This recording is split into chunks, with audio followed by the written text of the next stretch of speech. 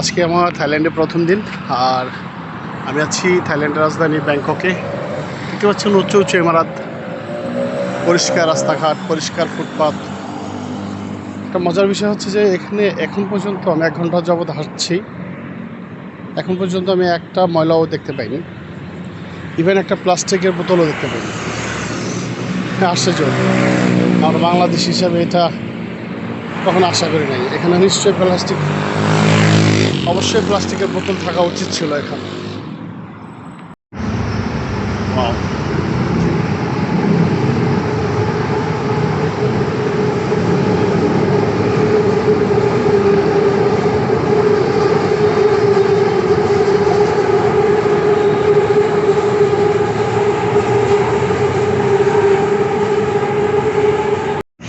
আমি এখন চলে এসেছি থাইল্যান্ডের সেন্ট্রাল ওয়ার্ল্ডের সামনে। এখানে হচ্ছে অ্যাপেল স্টোর, আর আপনারা দেখতে পাচ্ছেন এটা হচ্ছে অ্যাপেল স্টোর, আর এটা হচ্ছে সেন্ট্রাল ওয়ার্ল্ড। আপনারা চাইলে বাইক রেন্ট করে আসতে পারেন, কার রেন্ট করে আসতে পারেন, মেট্রো আছে, মেট্রো দিয়ে আসতে পারেন। থাইল্যান্ডের রাস্তা চলাফেরা করে খুব ভালো লাগছে, কারণ রাস্তাঘাট একদম ক্লিন, আর বাইক দিয়ে চলছি তো আর তেমন একটা জ্যাম পাচ্ছি না, সেজন্য। থাইল্যান্ডের সেন্ট্রাল ওয়ার্ল্ড মার্কেটে কিন্তু এখানে জিনিসপত্রের যেই দাম, আল্লাহ আকবার, অনেক দাম, অনেক দাম। আমি এসেছিলাম এখানে একটা আইফোন কেনার জন্য, কিন্তু দুঃখের বিষয় আমি কিনতে চেয়েছিলাম 15 Pro Max, একটু দাম কম, কাছাকাছি মডেল। তো এখানে 15 Pro Max নাই, অলরেডি সোল্ড আউট। এখানে যা আছে সব 16 Pro Max। বাংলাদেশের প্রাইস এখানে প্রাইস বেশি একটা ডিফারেন্স মনে হলো না আমার, এই জন্য নেই। দেখি ইনশাআল্লাহ আমি 9 তারিখ সিঙ্গাপুরে যাব। সিঙ্গাপুরে যদি এখান থেকে কম পাই ওখান থেকে নেবো, অথবা মালয়েশিয়াতে যাব তারপরে 2-3 দিন পর। মালয়েশিয়াতে লাস্ট চাই, মালয়েশিয়ার বেশি হলেও ওখান থেকে কিনতে হবে, কিছু করার নাই, যেহেতু একটা কিনবো নিয়ে করছি ইনশাআল্লাহ।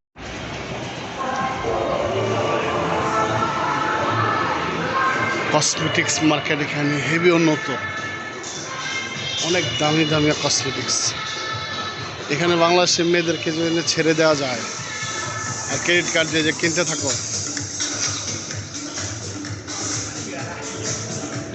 যত ধনী ব্যক্তির বউ হোক না কেন ওই লোককে ফকির বানিয়ে ছেড়ে দেবে। এই যেটা আপনাদেরকে দেখাচ্ছি এটা কিছুই না, এটা নিচতলা হয়েছে কসমেটিক্সের খেলা। আমরা ওখানে যাবো ইনশাল্লাহ। এখন সব কিছুর অনেক দাম এখানে।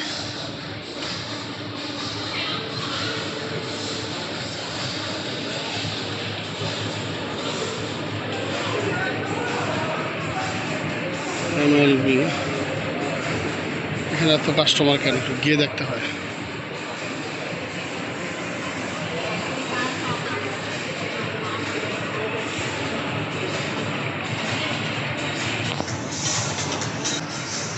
অনেকটা দুবাই মলের মতো, অনেক বড় মার্কেটটা। এই মার্কেটটা মনে হয় যে দুবাই মলের আগে তৈরি হয়েছে, এবং সাইজের দিক দিয়ে মনে হয় না যে দুবাই মল থেকে ছোট, হয়তো কিছু ছোট হইতে পারে। যেহেতু উন্নত দিক দিচ্ছেন, সব ধরনের ব্র্যান্ডের দোকান আছে এখানে, এবং কাস্টমারও আছে কেনার মতো। চলে যাবো এই মার্কেট থেকে। এখন দেখতে পাচ্ছেন সুন্দর একটা সিনারি।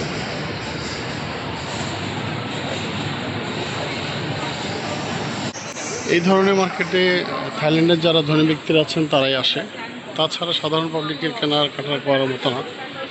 কারণ কি, এক একটা ব্যাগ যে দেখতে পাচ্ছেন, এগুলো বাংলা টাকা 1 লাখ 1.5 লাখ টাকা প্রাইস, কীভাবে কিনবেন? একটু আগে আমি বলেছিলাম যে মেয়েদেরকে অনেকগুলো ক্রেডিট কার্ড দিয়ে ছেড়ে দিলেও তার কেনাকাটা শেষ হবে না। যদি 1 কোটি টাকার ক্রেডিট কার্ড দিয়ে ছেড়ে দেওয়া হয়, আমি এখন যেটা দেখাবো সেখানে একটা মেয়ে ধরেন না 2-4 ঘন্টার মধ্যে শেষ করে ফেলবে এই টাকাগুলো। চলুন আপনাদেরকে দেখাই সেই সিনারিটা, যে এটা আমি ব্যাক ক্যামেরায় আপনাদেরকে দেখাচ্ছি কেমন হবে। ভেতরে ভিডিও করা নিষেধ, আমি কিছুক্ষণ আগে করতে চেয়েছিলাম, তারা বাধা দিয়েছে। একদম ওই মাথা পর্যন্ত, অনেক দূর পর্যন্ত, সম্পূর্ণ দেখা যাচ্ছে না।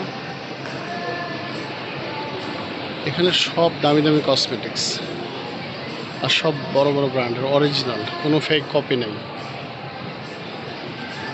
তো এই মার্কেট থেকে চলে যাচ্ছি, অন্য কোনো লোকেশন ইনশাল্লাহ কালকে থেকে দেখাবো।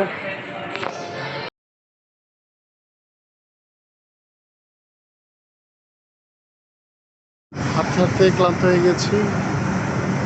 আমি চলে এসেছি মার্কেটের বাইরে। এই যে দেখতে পাচ্ছেন, এটা হচ্ছে অ্যাপেল স্টোর। এখানে এসেছিলাম আইফোন কেনার জন্যে, কিন্তু আমি যেটা যাচ্ছি সেটা নাই। বসে বসে সমুদ্রের বাসার বাতাস খাচ্ছি। পিছনে হচ্ছে সমুদ্র মার্কেট, আর সামনে আমি সমুদ্রের সামনে শুয়ে আছি। তো হচ্ছে অনেক সুন্দর। এই হচ্ছে থাইল্যান্ডের রাস্তা। বাইকগুলো অনেক স্পিডে যায়, হ্যাঁ, সিগন্যাল এখনো ছাড়ায় নেই, আমি যেতে পারছি না ওই সাইডে।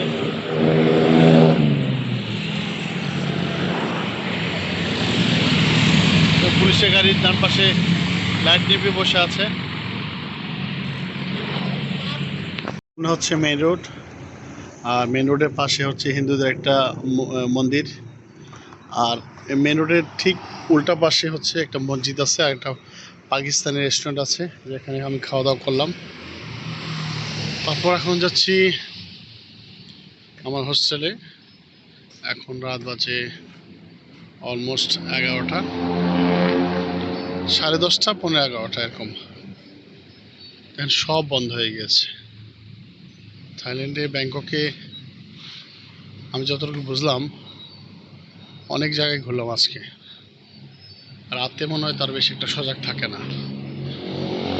কিছু টুরিস্ট স্পট কিছু জায়গা হয়তো থাকতে পারে যেখানে মানুষের সমাগম অনেক বেশি, তবে এই জায়গাটা তো অনেক মানুষের সমাগম থাকে। স্ট্রিট ফুডগুলো এই রুটি বিক্রি করা হয়, রাস্তার ওই পারে বেশি, ওই পারে অনেক বেশি। আমি মাত্র দিক থেকে খাওয়া দাওয়া করে আসলাম।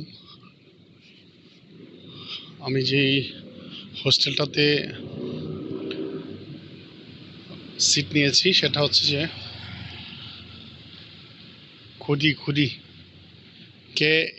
KUDI, কুদি। আমি যে হোস্টেলে সিট নিয়েছি সেটা হচ্ছে কুদি হোটেল। কুদি হোস্টেল, হোটেল না, এটা একটা হোস্টেল।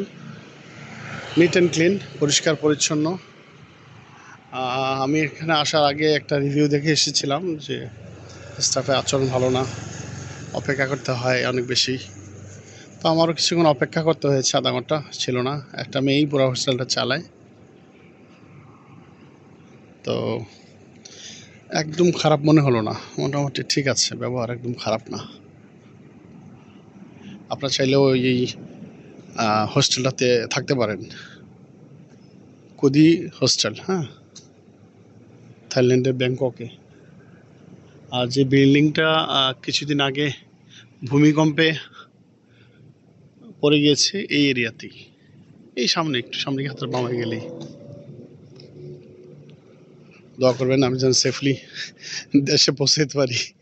আল্লাহ যেন আমাদের সবাইকে সব জায়গায় যে যেখানেই থাকুক বাঁচিয়ে রাখে, ভালো রাখে। এটা হচ্ছে সেই কুদি রেস্টুরেন্টের সাইনবোর্ড। ওই যে ভিতরে গোল্ডেন কালারের লাইট জ্বালানো আছে, ওটাই হচ্ছে কুদি হোস্টেল। রেস্টুরেন্ট নাম ভুল বলেছি, কুদি হোস্টেলের সাইনবোর্ড, এটা কুদি হোস্টেলের সাইনবোর্ড। ভিতরে ওই যে গোল্ডেন কালারের যে লাইটটা জ্বালানো আছে, ওই যে এই বরাবর বাম পাশে হচ্ছে কুদি হোস্টেলটা। সম্ভবত 3 তলা বিল্ডিংটা বা 4 তলা। তো আপনারা যারা আসবেন, মেন রোড থেকে এসে, ওই যে সামনে মেন রোড, এই রোডটা পার হয়ে এসে সোজা ডানে ঢুকে যাবেন। এদিক দিকেও সামনে মেন রোড এবং মেট্রো আছে সামনে, এসে ঢুকতে পারবেন। খারাপ না, ভালোই। এই যে এটা হচ্ছে কুদি হোটেল, হোস্টেল, সরি, বারবার শুধু মিস্টেক করি। আমাকে বলছিল এখানে পাসওয়ার্ড দিয়ে ঢুকতে, কীভাবে ঢুকবো বুঝতে পারছি না, কেউ তো নাই, খোলাই ছিল। এটা হচ্ছে সেই কাঙ্ক্ষিত হোস্টেল। আমি এখন ভিতরে যাব, এটা তো আটকানো মনে হচ্ছে। এটাও খোলা আছে।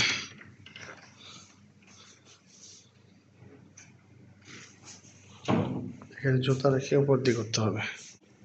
এই যে সিঁড়ি, খালি পায়ে উঠতে হবে। আমার রুমটা হচ্ছে 3 তলায়। যেহেতু এটা একটা হোস্টেল, কথা বলা কম বলতে হবে, মানুষজন ঘুমাচ্ছে।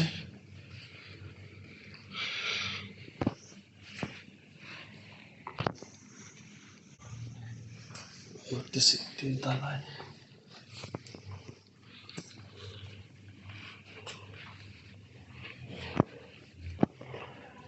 রুম নাম্বার হচ্ছে 301।